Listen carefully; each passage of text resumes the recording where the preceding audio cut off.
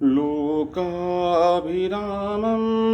रणरङ्गधीरं राजीवनेत्रं रघुवंशनाथं कारुण्यरूपं करुणाकरन्तं श्रीरामचन्द्रं शरणं प्रपद्ये। मनोजवं मारुततुल्यवेगं जितेन्द्रियं बुद्धिमतां वरिष्ठं वातात्मजं वानरयूथमुख्यं श्रीरामदूतं शरणं प्रपद्ये। श्रीरामदूतं शरणं प्रपद्ये। नीलाम्बुजश्यामलकोमलाङ्गं सीतां समारोपितवामभागं पाणौ महासायकचारुचापं नमामि रामं रघुवंशनाथम्।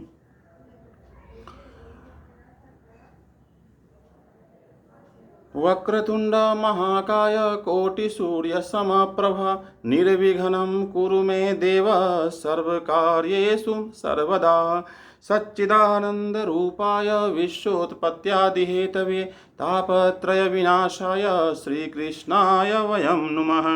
या कुन्देन्दुतुषारहारधवला या शुभ्रवस्त्रावृता या वीणावरदण्डमण्डितकरा या श्वेतपद्मासना यः ब्रह्माच्युतशङ्करप्रभृतिर्देवैः सदा वन्दितः सा मां पातु सरस्वती भगवती निःशेषजाड्यापहा। योऽन्तः प्रविश्य मम वाचमिमां प्रसुप्तां सञ्जीवयत्यखिलः शक्तिधरः स्वधाम्ना अन्याश्च हस्तचरणः श्रवणत्वगादीन् प्राणान् नमो भगवते पुरुषाय तुभ्यं। गुरुर्ब्रह्मा गुरुर्विष्णु गुरुर्देवो महेश्वरः गुरुर्साक्षात् परः ब्रह्म तस्मै श्री गुरुवे नमः। श्री गोवर्धननाथ की जय।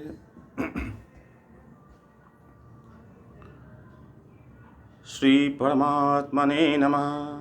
श्री जानकी वल्लभो विजयते श्रीरामचरितमानस प्रथम सोपान बालकान श्लोक वर्णानामर्थसंघानां रसानां छन्दसामपि मंगलानां च कर्तारौ वन्दे वाणी विनायकौ।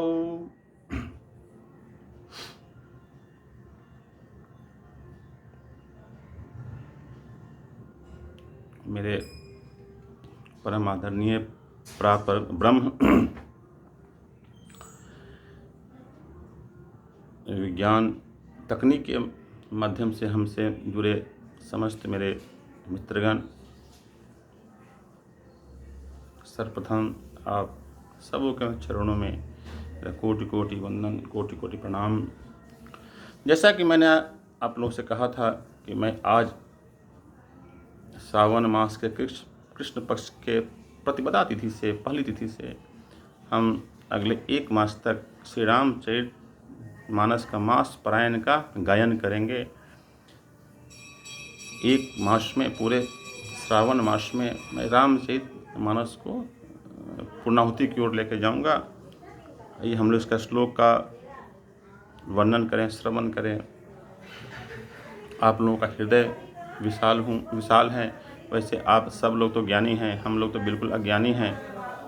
आप लोग तो बिल्कुल सब ज्ञानी है। जहाँ भी कहीं भी इसमें हमसे गलतियाँ हो, आप उस गलतियों को माफ़ करेंगे।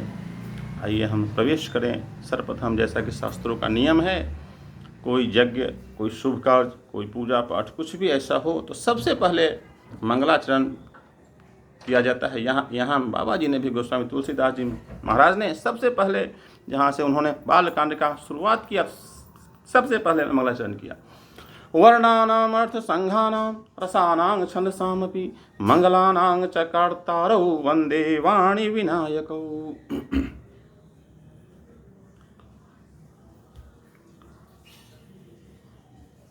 जो सभी अक्षरों, अर्थ समूहों, रसों, छंदों सबका मंगलमय करने वाले हैं, ऐसे मां सरस्वती और भगवान श्री गणेश की वंदना की है। यही हम सब लोग जानते हैं, जो क्योंकि कोई भी अगर शुभ कार्य हो तो सबसे पहले गणेश वंदना होती है। लेकिन थोड़ा मेरा मत यहाँ थोड़ा सा भिन्न है, क्योंकि अगर जितने भी आप धर्म ग्रंथों को देखें, भागवत देखें, तो सच्चिदानंद रूपाय विश्वोत्पत्त्यादि हेतवे तापत्रय विनाशाय श्री कृष्णाय वयम्, जितने भी गीता देखे, भागवत देखे, आप विष्णु पुराण देखें, शिव पुराण देखें, देवी भागवत देखें, तो सर्वप्रथम जो मंगलाचरण किया गया है वो जिस इष्ट देव के बारे में, जिस भगवान के बारे में, जिनकी लीलाओं का गुणगान उस महाग्रंथों में किया गया है, उनकी वंदना सबसे पहले आई है। तो यहाँ गोस्वामी तुलसीदास जी ने सबसे पहले माँ सरस्वती और गणेश की वंदना क्यों की?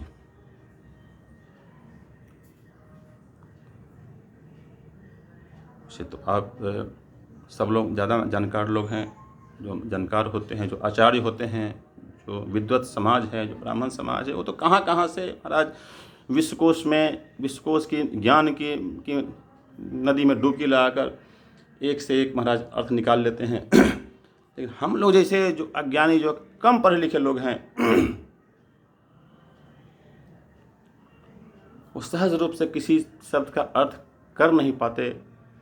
इसी तरह मैं भी मंगलाचरण करता हूँ, जा रहा था, तो सहसा इसके अंतिम शब्द पे मैं रुक गया। वर्णानाम अर्थ संघानाम रसानां छंदसामपि मंगलानां च कर्तारौ वंदे वाणी विनायकौ। विनायकौ, जो लोग संस्कृत साहित्य पढ़े होंगे, संस्कृत व्याकरण पढ़े होंगे, वो लोग जानते होंगे हिंदी साहित्य में तो दो वचन होते हैं, एक वचन और बहुवचन। इंग्लिश में भी दो ही है, सिंगुलर और प्लूरल। लेकिन संस्कृत साहित्य में 3 वचन होते हैं, एक वचन, द्विवचन, बहुवचन। अब यहाँ शब्द है विनायकौ, तो ये विनायकौ शब्द जो लोग संस्कृत का जिन्होंने अध्ययन किया होगा, अगर बाल्यकाल में भी आपने अगर कहीं पढ़ाई की होगी तो उसमें आपको व्याकरण में पढ़ाया गया होगा बालक शब्द। जो आकार का जो शब्द होता है उसका जो होता है बालक, बालकौ, बालका, विनायक, विनायकौ, विनायका। तो यहाँ पर 2 गणेश की वंदना क्यों? गोस्वामी तुलसीदास जी महाराज ने लिखा, वंदे वाणी विनायकौ, मैं 2 गणेश की वंदना करता हूँ। वाणी यानी कि जैसा कि हम आप जानते हैं सरस्वती, और 2, तो फिर 2 गणेश क्यों? गणेश तो एक ही हैं, एक ही गणेश की पूजा होती है, ये दूसरे गणेश का उन्होंने वंदना क्यों किया? तो महाराज थोड़ा यहाँ अर्थ को समझने की आवश्यकता है, क्योंकि अन्यान्य ग्रंथ हमें इसका समर्थन करते हैं, इसका अधिकार देते हैं कि जो हम जिस इष्ट देव की पूजा करते हैं, जिसको मानते हैं, उनकी आराधना सर्वप्रथम की जाती है, उनका मंगलाचरण सबसे पहले किया जाता है। पश्चात हम लोग भी अगर भागवत बोलते हैं या रामायण बोलते हैं तो ओम श्री रामाय नमः, फिर बोलते हैं ओम श्री गणेशाय नमः। भागवत में ओम नमो भगवते वासुदेवाय, फिर श्री ओम श्री गणेशाय नमः। शुरुआत भी वही है, सच्चिदानंद रूपाय। तो यहाँ पर गोस्वामी तुलसीदास जी ने पहले सरस्वती को प्रणाम किया, वंदना किया, फिर गणेश जी को किया, उसमें भी 2 गणेश की। समझ में नहीं आया कि ऐसा उन्होंने क्यों किया।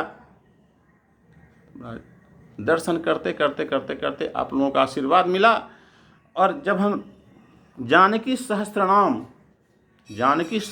एक हम लोगों का मतलब जिसमें माँ सीता के 1000 नाम हैं, जानकी सहस्त्रनाम का जब मैंने दर्शन किया, अध्ययन किया, तो उसमें मुझे माँ सीता का नाम वाणी मिला। सारी समस्याओं का समाधान वहीं पे हो गया। वंदे वाणी विनायकौ, वाणी यहाँ पे सीता जी को कहा गया है, और विनायकौ यानी जो 2 विशेष नायक हैं इस पूरे महाग्रंथ के, यानी राम और लक्ष्मण। ये जो प्रथम श्लोक में जिन्होंने जो वंदना की है, ये मेरे हिसाब से, आप अपने हिसाब से मेरी बातों से सहमत नहीं हो सकते हैं, और मैं आग्रह भी ऐसा नहीं करूँगा, अपनी अपनी मान्यता है। मेरे समझ से, चूँकि इष्ट दोष होता है, अगर अगर जो हमारे वैष्णव समुदाय के होंगे ये, या जिन्होंने संन्यास ग्रहण किया होगा, या जो जिस पंथ में होंगे, वो लोग जानते होंगे कि प्रथम पूजा, प्रथम मंगलाचरण, प्रथम वंदना अपने इष्ट का अगर नहीं करते हैं तो इष्ट दोष होता है। उसको इष्ट दोष माना गया है कि इष्ट के प्रति दोष है।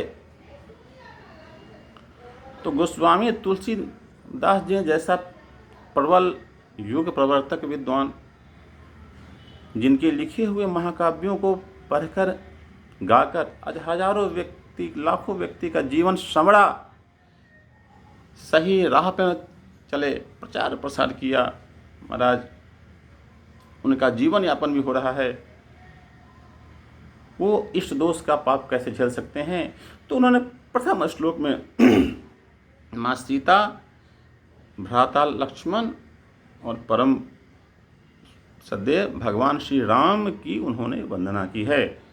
वंदे वाणी विनायको मंगलानां च कर्तारो, जो सर्वत्र मंगलमय करने वाले हैं, उन भगवान श्री राम, श्री लक्ष्मण और सीता जी की मैं वंदना करूं। भवानी शंकर वंदे श्रद्धा विश्वास रूपिणौ। माँ पार्वती को, शक्ति को यहाँ श्रद्धा कहा है, भगवान शिव को यहाँ विश्वास कहा है। भवानी शंकर वंदे श्रद्धा विश्वास रूपिणौ याभ्यां ज्ञान पश्यन्ति सिद्धा स्वांत अस्तमेश्वरम। मैं भगवान शिव और पार्वती की वंदना करता हूँ, जो श्रद्धा और विश्वास के रूप में सदैव हमारे अंदर विद्यमान रहते हैं। वंदे बोधम मयं नित्यं गुरुं शंकर रूपिणम यमाशितो हि वक्रोऽपि चंद्रः सर्वत्र वंद्यते। आज अंत में अपने भगवान जो इष्ट हैं उनके मूल नाम से सीताराम गुणग्राम पीना पुण्यारण्य विहार न उन्होंने भगवान श्री राम का उस नाम से ही वंदना किया है। अंत में महाराज फिर उन्होंने अपने जो गुरुदेव होते हैं उसकी भी उन्होंने वंदना की है। अन्य जितने भी जो धर्म ग्रंथ हैं सब का महाराज यही है, वही मत होता है। सुनता स्वांतः सुखाय तुलसी रघुनाथ गाथा भाषा निबंध मति मंजुन मातनोति। सब धर्मों का एक ही मत है। फिर यहाँ से आगे वंदना प्रकरण शुरू होता है। जो सुमिरत सिद्धि होई गणनायक करिवर वदना करउ अनुग्रह सोई बुद्धि राशि गुण शुभ सदना। ये स्तुति अब गणेश जी की है। जो सुमिरत सिद्धि होई गणनायक करिवर वदना करउ अनुग्रह सोई बुद्धि राशि शुभ गुण सदना। मूक होई बाचाल पंगु चढ़ई गिरिवर गहना। जासु कृपा सु दयाल द्रवउ सकल कलिमल दहना। नील सरोरु श्याम तरुण अरुण बारिज नयन। करहु सो मम उरधाम सदा क्षीर सागर शयन। कुंद इंदु समदेह उमा रमन करुणायन। जाहि दीन परनेह करउ कृपा मर्दन मयन। बंदौ गुरुपद कंज कृपा सिंधु नर रूप हरि। माया महामोह तम पुंज जासु वचन रवि कर निकर। मूक हो ई बाचाल, अगर भगवान की कृपा हो जाए तो महाराज गूंगा व्यक्ति भी, मूक हो ई बाचाल, गूंगा व्यक्ति भी बोलने लग जाए। गूंगा व्यक्ति भी बोलने लग जाए। और इसका एक साक्षात उदाहरण तो आप लोगों के सामने स्वयं मैं हूँ। जो हमें बचपन से जानते हैं, जो हमारे मित्र हैं, जो हमारे ग्रामीण हैं, जो अनजान लोग हैं, वो जो हमें जानते हैं वो अच्छी तरह जानते हैं मेरे बारे में कि मैं बाल्यावस्था से मेरे मुंह से आवाज़ नहीं निकलती थी, मैं बोल नहीं पाता था, ठीक से बोल नहीं पाता था। प्रभु की ऐसी कृपा हुई और आज भी उन दो स्थानों के प्रति मेरी विशेष श्रद्धा रहती है जहाँ जाके ये कृपा हमको प्राप्त हुई। एक तो वर्णन है श्रीमद् भागवत में कि अगर आप गिरिराज गोवर्धन का अगर 7 बार दंडवती परिक्रमा कर लेते हैं, आपकी कोई भी मनोकामना पूर्ण होती है। ये वर्णन है भागवत में। तो मैंने 7 तो नहीं किया, लेकिन एक दंडवती परिक्रमा, दंड काटकर मैंने एक परिक्रमा की है गिरिराज जी की। खरी परिक्रमा चल कर तो मैंने कई बार किया है, वो तो शायद 5-6 बार हुआ होगा, ध्यान नहीं, लेकिन वो मैंने कई बार किया है। दूसरा स्थान ख्वाजा गरीब नवाज का दरगाह, एक बार मैं वहाँ भी गया था। मन्नत मैंने ऐसे मान दिया, महाराज मेरी आवाज़ तो वापस आ गई। आज आप लोग देख रहे हैं मैं काफ़ी हद तक बोल लेता हूँ, ये उनकी कृपा है। मैंने 5 साल उर्स पे चादर वहाँ भी चढ़ा दिया था। मेरे इन दोनों ही स्थानों के प्रति विशेष आस्था है, विशेष आस्था। वैसे मैं सबको मानता हूँ, मैं तो मानव में ही भगवान का दर्शन करता चलता हूँ, लेकिन इन 2 स्थानों के प्रति मेरी विशेष धारणा है। तो मुँह को हो ही बाचाल, अगर भगवान की कृपा हो जाए तो गूंगा व्यक्ति भी बहुत ज़्यादा बोलने वाला हो जाता है। बाचाल बोलते हैं बहुत बोलने वाले को, बहुत ज़्यादा बोलने वाला हो जाता है। पंगु चढ़ई गिरिवर गहना, जो लंगड़ा होता है, जो बिल्कुल चल नहीं पाता, वो भी पर्वत की ऊंचाई पर चढ़ जाता है। महाराज उदाहरण है, बहुत लोग जब आप कहीं पे काम कर रहे होते हैं, जॉब करते हैं या घर चलाते हैं, परिवार चलाते हैं, तो मन में अहंकार हो सकता है कि मैं इन लोगों का जीवन यापन कर रहा हूँ, जो मेरे एम्प्लॉय हैं, जो मेरे स्टाफ हैं, उनका जीवन यापन मेरी वजह से होता है, या जो मेरे घर में जो परिवार के मेंबर्स हैं, उनका जीवन यापन, उनका भरण पोषण मैं कर रहा हूँ, या बच्चों का पढ़ाई लिखाई जो मेरी वजह से हो रहा है। ये मिथ्या अहंकार है महाराज। समर्थ गुरु रामदास की मैं बात करूँ, छत्रपति शिवाजी महाराज के गुरुदेव थे। एक बार शिवाजी के मन में अहंकार आया कि मैं बहुत बलवान हूँ, मैं अपने प्रजा का पालन करता हूँ, मेरी वजह से उनका जीवन रोटी चलता है। गुरुदेव समझ गए कि शिष्य के मन में अहंकार आ गया है। एक रोज पधारे हैं, छत्रपति शिवाजी ने उनका चरण वंदना किया है, पैरों को महाराज धोया है, चरणामृत ग्रहण किया, बैठने को कहा। गुरुदेव ने कहा कि मेरे पीछे आओ। चले, एक पत्थर के नीचे उसको बोले इसको तोड़ो। पत्थर को महाराज तोड़ा गया, उसमें एक दरार निकला। दरार में एक पंछी मुंह में एक दूब का तिनका लिए बैठी थी। बोले कि शिवाजी ये बताओ, इसको भोजन किसने दिया? संसार में कोई किसी का जीवन यापन महाराज नहीं कर सकता है, केवल परमात्मा ही एक ऐसे हैं। नाम चाहे उनका कुछ भी ले लो, गीता में तो भगवान श्री कृष्ण ने कहा ना, तुम किसी की भी पूजा करो, किसी भी नाम लो, वो हम तक आएगा। आपकी जिस नाम में आपकी श्रद्धा हो, राम में, कृष्ण में, देवी में, दुर्गा में, गणेश में, शिव में, एन प्रकार है ना, किसी भी नाम में आपकी श्रद्धा हो, आप उस नाम का स्मरण करो, उनकी कृपा होगी। संसार के हर एक जीव का जीवन यापन कर्म के अनुसार उसका फल देने वाले भी वही होते हैं। भगवान श्री कृष्ण तो कहा गीता में, कर्मण्येवाधिकारस्ते मा फलेषु कदाचन। कर्म करते जाओ, फल की चिंता ना करो। कर्म करे या फल की चिंता ही ना करे तो कर्म करे क्यों?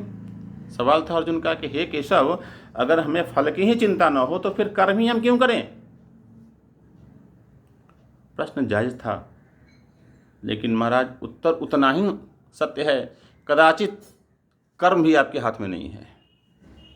मैं कहूं कर्म भी आपके हाथ में नहीं है। या तो खाओगे या नहीं खाओगे, या तो सोओगे या नहीं सोओगे, या तो जाओगे या नहीं जाओगे, तीसरा ऑप्शन ही नहीं है आपके पास।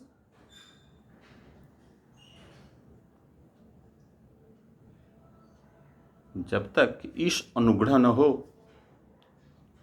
परमात्मा की कृपा न हो, तब तक आप जीवन में सतमार्ग की ओर नहीं बढ़ सकते हैं मेरे प्रभु। अगर सद्बुद्धि सद्विचार आपके मन में आते हैं तो ये कहीं ना कहीं ईश्वरीय अनुग्रह है। इस बात को ध्यान रखने की आवश्यकता है। मूक होई बाचाल पंगु चढ़ाई गिरिवर गहना, जा सुकृपा सो दयाल द्रव सकल कलिमल दहना। जो सारे दुखों का हरण करने वाले हैं। नील सरोरुह श्याम तरुण अरुण बारिज नयना, करौ मम उरधाम सदा क्षीर सागर शयना। भगवान राम का जो शरीर है वो नील वर्ण का है। नीले भगवान कृष्ण काले वर्ण का है। कृष्ण शब्द का अर्थ होता है काला। कृष्ण का अर्थ है काला। भगवान राम का जो अवतार है, रामावतार में प्रभु ने सांवले भी नहीं, काले भी नहीं, मतलब उन्होंने नीला रंग धारण किया। जहाँ जहाँ भी उनकी प्रतिमा आप देखो तो नील वर्ण है भगवान का। नील सरोरु श्याम तरुण अरुण बारिज नयना। ये आध्यात्म के मार्ग में देखिए यहाँ भी नयन शब्द है। तरुण अरुण बारिज नयन, आगे भी आएगा राजीव नयन धरे धनुषायक। आध्यात्म के मार्ग में आंखों का बड़ा ही महत्व है, बहुत महत्व है आंखों का।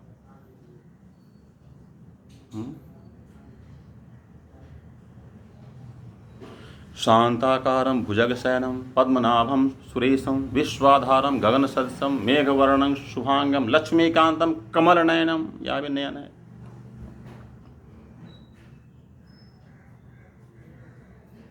गीत भी है। तेरी आँखों के सिवा दुनिया में रखा क्या है, तेरी आँखों के सिवा दुनिया में रखा क्या है। मेरा जीना मेरा मरना इन्हीं कदमों के तले, है ना। तेरी आँखों के सिवा। तरुण अरुण बारिज नयना, करौ मम उर्धाम सदा क्षीर सागर सन। जो सदैव क्षीर सागर में शयन किए रहते हैं, उस भगवान श्री विष्णु की महाराज उपासना की है। कुंद इंदु समदेह उमा रमन करुणायना। कुंद भगवान शिव का जो महाराज शरीर है ना, भगवान राम नीले हैं, भगवान कृष्ण काले हैं, भगवान शिव बहुत गोरे हैं। स्तुति कर आरती करते हैं हम और आप तो बोलते हैं ना, कर्पूर गौरम करुणावतारम। कर्पूर के समान उजले हैं, बहुत गोरे। भगवान शिव बहुत गोरे हैं। गोरे रंग पे जब भगवान शिव विभूति रमाते हैं, भस्म चढ़ाते हैं, तो उनका रंग नीला पड़ जाता है। कुंद इंदु समदेह उमा रमन करुणायना, जाहि दीन पर ने। जो भगवान शिव का एक नाम औघर दानी भी है। औघर दानी, औघर भगवान शिव औघर नहीं है। भगवान शिव परम वैष्णव है, वैष्णवों के आचार्य हैं, ब्राह्मणों के आचार्य हैं, वंदन भक्ति के आचार्य हैं भगवान शिव। भगवान शिव औघर नहीं है, औघर उनका पंथ है। भगवान शिव तो औघर दानी है। औघर दानी का मतलब जो भी आदमी याचना करने जाए,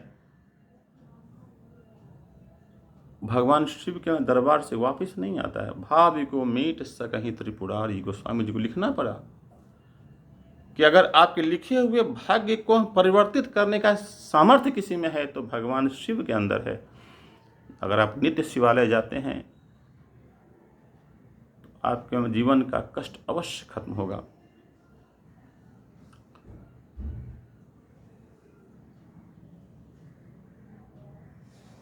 ऐसा आपको दर्शन में आता होगा देखते होंगे कि जो व्यक्ति भगवान शिव की उपासना करता है, भगवान शिव की पूजा करता है, वो बहुत जल्द धन धान्य से संपन्न हो जाता है। और जो भगवान विष्णु की पूजा करने जाता है, उसकी आर्थिक स्थिति धीरे धीरे और खराब होने लगती है। एक बार पूछा भगवान विष्णु से किसी ने कि प्रभु ऐसा क्यों होता है, आपकी जो उपासना करता है, जो आपकी पूजा करता है, अरे आप तो धन की देवी लक्ष्मी के पति हैं, उल्टा होना चाहिए था, उसको ज़्यादा धनवान होना चाहिए, बाकी वो तो गरीब हो जाता है। जो भगवान शिव की उपासना करता है, जो स्वयं कैलाश में रहते हैं, रहने के लिए घर नहीं है, खाने पीने के लिए भांग धतूरा कुछ खा लेते हैं, उनकी जो उपासना करे, उनकी जो पूजा करे, वो तो बहुत जल्द धनवान बन जाता है। ऐसा क्यों होता है? भगवान विष्णु ने कहा कि वत्स अहम भक्त पराधीनो, हम जो त्रिदेव हैं ये भक्तों के अधीन हो जाते हैं। भगवान शिव भी यही चाहते हैं, हम भी यही चाहते हैं कि जीव जल्दी हम तक नहीं पहुंच पाए। हम तक नहीं पहुंच पाए तो दूरी को बढ़ाने के लिए भगवान श्री अपने भक्तों को धन दे देते हैं, इसमें उलझे रहो।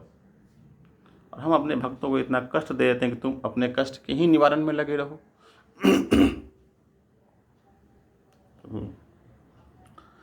बंदौ गुरुपद कंज कृपा सिंधु नर रूप हरि, महामोह तम पुंज जासु वचन रवि कर निकर।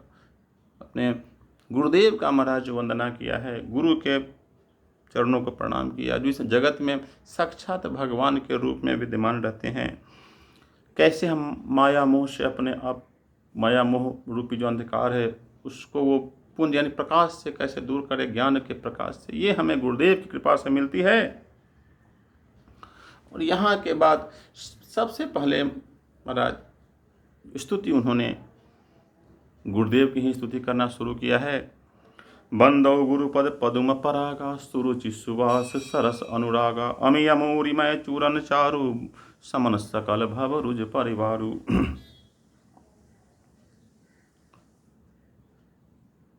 श्री गुरु पदनख मुनिगण ज्योति, मणिगण ज्योति सुमिरत दिव्य दृष्टि होती। ऐसे गुरुदेव जिनका श्रवण मात्र से, जिनका दर्शन मात्र से, ध्यान करने से आपके जीवन की कई समस्याओं का समाधान, एक तरह से आपको दिव्य दृष्टियाँ प्राप्त हो जाती हैं, कैसे क्या करें। ऐसे गुरुदेव का उन्होंने बारंबार प्रणाम किया। हम लोग भी कल, क्योंकि गुरु पूर्णिमा था, हम सब लोग भी क्षण भर के लिए अपने उस गुरुदेव को अपने स्मरण में लाएं, मानस पटल में लाएं, जो आपके सामने विद्यमान तो न हो, लेकिन उनकी ज्ञानमयी वाणी सदैव आपके मन मस्तिष्क को आलोकित करती रहती है, प्रकाशमान करती रहती है, पुंजायमान करती रहती है। उस परम ओजस्वी अपने अपने गुरुदेव का हम लोग सदैव ध्यान करते रहें। माता पिता के चरणों में, वो भी, माँ भी गुरु है महाराज, माँ भी गुरु है। यहाँ तक कि जब तैत्तिरीय उपनिषद लिखा गया तो सर्वप्रथम शब्द दिया गया मातृदेवो भव, पितृदेवो भव, आचार्यो देव, अतिथि देवो भव, आचार्यो देवो भव। फिर आया गुरु का स्थान, वो भी गुरु है हमारा। तो अपने अपने हम लोग अपने अपने गुरुदेव को प्रणाम करें। राधे राधे राधे।